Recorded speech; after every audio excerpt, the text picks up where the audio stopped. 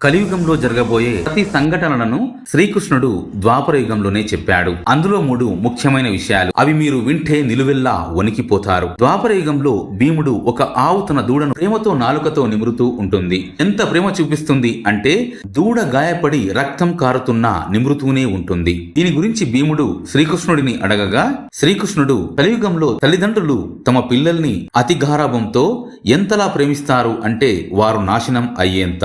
మనం చుట్టూ చూస్తూనే ఉన్నాం. పిల్లలకి 5 ఏళ్ల వయసు రాకముందే వారి అకౌంట్లలో కోట్ల డబ్బు, విలాసవంతమైన సౌకర్యాలు, రేస్ బైక్స్, రేస్ కార్స్, వాటితో స్టంట్ చేస్తూ ఆపై వారి చావును వారే కొని తెచ్చుకుంటున్నారు. దానికి కారణం వారి తల్లిదండ్రులే.